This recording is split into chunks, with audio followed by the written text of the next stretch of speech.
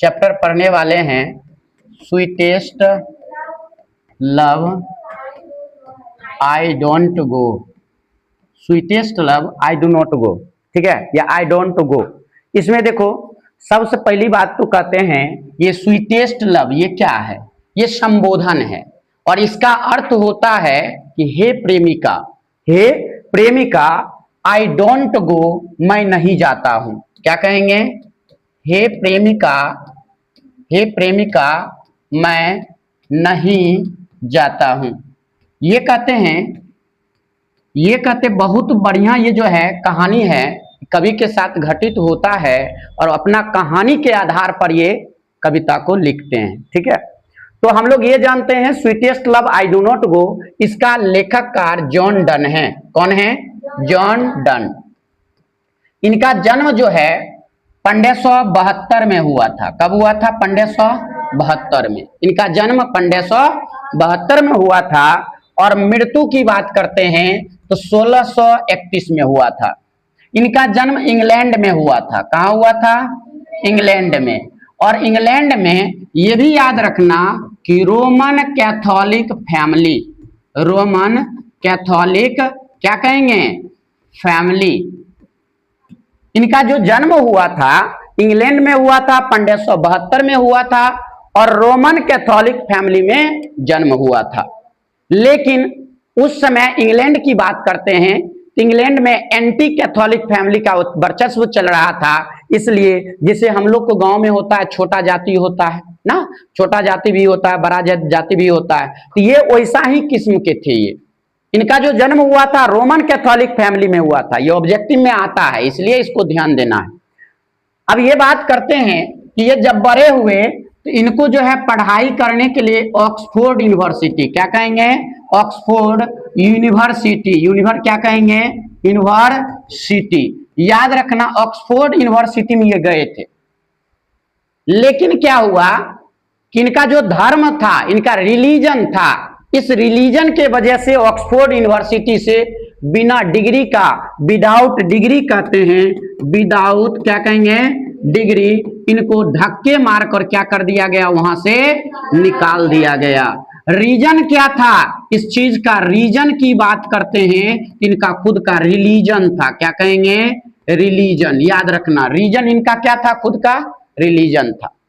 ये बात याद रहेगा। ये पढ़ाई करने कहां गए थे? ऑक्सफोर्ड यूनिवर्सिटी में, और बिना डिग्री को इनको क्या कर दिया गया? निकाल दिया गया, ठीक है। और इनका कारण क्या था? इनकी खुद की धर्म थी। इनकी खुद की क्या थी? धर्म थी। समझ में आ गया? इनका जन्म कब हुआ था? 1572 में हुआ था। मृत्यु की बात करते 1631 में। किस फैमिली में हुआ था? रोमन कैथोलिक फैमिली में हुआ था। उसके बाद ये पढ़ाई करने के लिए ऑक्सफोर्ड यूनिवर्सिटी में गए थे, पढ़ाई कर रहे थे। जब इनकी जाति के बारे में पता लगा तो इनको क्या किया गया? धक्के मारकर निकाल दिया गया, क्योंकि ये छोटे जाति के हुआ करते थे। अब इसके आगे जानते हैं, जब इनको यूनिवर्सिटी से निकाल दिया गया तब इन्होंने लॉ एवं क्या कहते हैं? लॉ एवं रीड थ्योरोलॉजी, ये सिद्धांतों का ये पालन किए। थ्योरो क्या कहेंगे? लॉजी। ये याद रखना, इन्होंने कानून और क्या कहेंगे? सिद्धांतों का पालन किए, मतलब सिद्धांतों का पढ़ाई किए इन्होंने कि मुझे क्यों निकाला गया। जैसे तुम लोग को पता होगा कि भारत में भी ऐसे हमारे भीमराव अंबेडकर साहब के साथ हुए थे।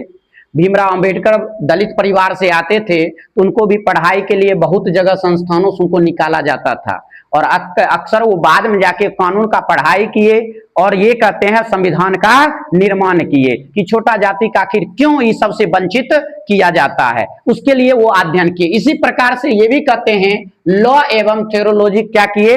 पढ़ाई किए। उसके बाद कहते हैं लॉ एवं थ्योरोलॉजी पढ़ाई किए, आगे बढ़े तो ये कहते हैं इन्होंने दो बार कहेंगे, इन्होंने नौसेना का एग्जाम दिए थे 2 बार। दूसरी बार में इनका क्या हुआ? सिलेक्शन हो गया था। नौसेना जो होता है, इन्होंने 2 बार ये कहते हैं नौसेना का एग्जाम दिए, दोनों बार इनका क्या हो गया? सिलेक्शन हो गया। तो किस ये कहेंगे दूसरा बार क्या था? तो ये कहते हैं कि पेट्रॉन्स की निशेज थी। क्या थी? निसेस की बात करते हैं। पेट्रोन्स की एक भतीजी हुआ करती थी और पेट्रोन्स उस समय का उस जहाज के जो थे ना, ये कहते हैं ना जनरल कमांडर, उस प्रकार का सबसे ऊंचे पद का हुआ करता था। तो वो अक्सर इनको अपने घर कोई वस्तु लेने के लिए भेज दिया करता था। जहां पे इनके घर पर पेट्रोन्स की मिसेस से, उनकी भतीजी से इनकी मुलाकात हुई थी। और मुलाकात हुई थी जब ये बात पेट्रोन्स को पता चलता है कि ये कहते हैं ये मेरे मिसेस से क्या करता है, प्रेम करता है, जिसके कारण इनको जॉन डन को जॉब से निकाल दिया जाता है। जब जॉब से निकाल दिया जाता है तो जब इनको जर्मनी ये कहते हैं जेल लेकर जाया जाता है, तब ये कविता को लिखते हैं कि sweetest love I do not go, हे प्रेमिका मैं नहीं जा रहा हूं। उसी समय की ये कविता लिखी गई है। जब इनको जेल लेकर जाया जा रहा था उस समय ये क्या लिखते हैं, कविता लिखते हैं। जब इन्होंने ये कहते हैं जेल चले गए, जब जेल से निकलते हैं तो 42 वर्ष के अवस्था में, कितने वर्ष के अवस्था में, at the age of 42, at the age of क्या कहेंगे, एज ऑफ 42, 42 वर्ष की अवस्था में इन्होंने एंग्लिकन चर्च की ऑर्डिनेशन को एक्सेप्ट करते हैं।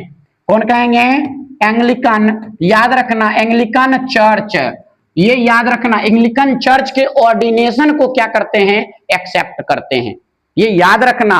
और अपने समय के महान प्रीचर्स बन जाते हैं, अपने समय के क्या कहेंगे, याद रखा, महान प्रीचर्स मतलब पादरी बन जाते हैं और वहीं पर जाके ये सेवा करना शुरू कर देते हैं। इनके बारे में थोड़ा सा याद रखना पड़ेगा कि अपने समय के 42 वर्ष की अवस्था में ये क्या बन जाते हैं, प्रीचर्स बन जाते हैं और वहां सेवा करने लगते हैं। ये कुछ पुस्तक भी लिखते हैं। इनकी पुस्तक का नाम है सॉन्ग्स ऑफ सोनेट, क्या कहेंगे, सॉन्ग्स ऑफ सोनेट, याद रखना सॉन्ग्स ऑफ सोनेट्स। दूसरा पुस्तक की बात करते हैं सेट्रियास, क्या नाम है, सेट्रियास। दोनों पुस्तक पूछे जाते हैं, दोनों एग्जाम के दृष्टिकोण से महत्वपूर्ण है, आप लोग के याद होनी चाहिए। इनकी पुस्तक जो है सॉन्ग्स ऑफ सोनेट और ये कहते हैं सेट्रियास। और ये जो 42 वर्ष के थे ये कब हुए थे, 1615 ईस्वी में। कब हुए थे, 1615 ईस्वी में। जब ये 42 वर्ष के हुए थे तब ये एंग्लिकन चर्च के क्या किए थे, ऑर्डिनेशन को एक्सेप्ट किए थे। ये जब कविता लिखते थे इस कविता में मेटाफोर का प्रयोग किया करते थे, इसलिए इनको याद रखना, इसलिए याद रखना जॉन डन को इनको मेटाफिजिकल पोएट भी कहा जाता है। क्या कहते हैं, मेटाफिजिकल पोएट। ये भी तुम लोग याद रखना कि इनको मेटाफिजिकल पोएट इसलिए कहते हैं क्योंकि अपनी कविता में ये मेटाफोर का ज्यादातर प्रयोग करते हैं। समझ में आ गया, ये याद होनी चाहिए ये सब। इसमें थोड़ा सा बात करते हैं